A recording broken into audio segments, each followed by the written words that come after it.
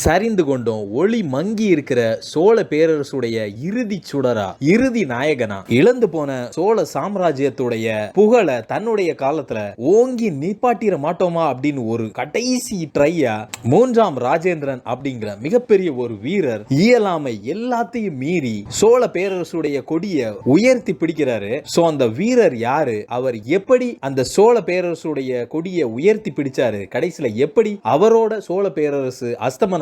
So அதை இந்த வீடியோல வந்து பார்க்கலாம். மூன்றாம் ராஜேந்திரனுடைய தந்தை மூன்றாம் ராஜராஜன், இவருடைய டைம்ல சோழ பேரரசு ரொம்பவே குஞ்சிட்டு இவருக்கும் தன்னுடைய இயலாமையை அவர் உணர்ந்து 1246ல அவருடைய மகனான மூன்றாம் ராஜேந்திரன் கிட்ட ஆட்சி பொறுப்பு எல்லாத்தையும் ஒப்படைச்சிட்டு ஒதுங்கிடுறாரு.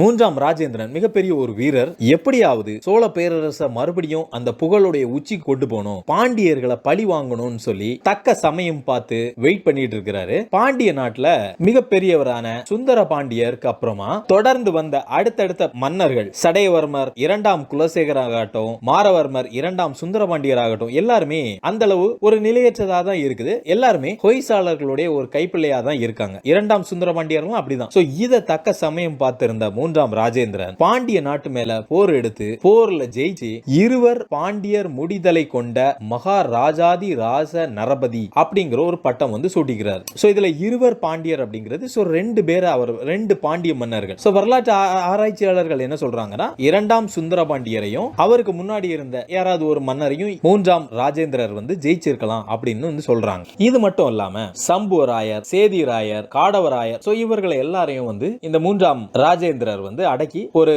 யாருமே எதிர்பார்க்காதவனும் ஒரு சோழ பேரரசு வந்து ஒரு உச்சத்துக்கு போகணும் அந்த ஒரு டைம்ல இருக்குது. இது ஹொய்சாளர்களுக்கு கொஞ்சம் ஒரு உறுத்துதலை கொடுக்குது. பாண்டிய அரசுக்கு உதவுறாங்க.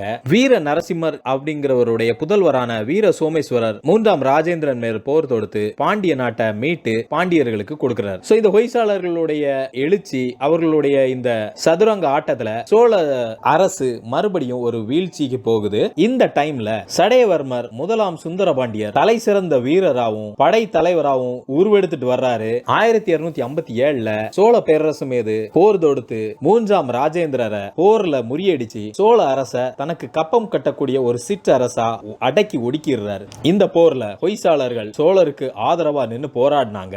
சோ எப்படி அந்த ஹொய்சாளர்கள் வந்து சதுரங்க ஆட்டம் ஆடி இருக்காரு பாருங்க. ஆனா சோழர்கள் மாதிரியே அவங்களும் தோத்துறாங்க. மூன்றாம் ராஜேந்திரர் 1279 வரை ஆட்சி செஞ்சு இறந்துடுறாரு. அவருக்கு குழந்தை இல்ல. அதோட சோழ மரபும் பாண்டிய பேரரசுடைய ஒரு மாகாணம் ஆயிருது.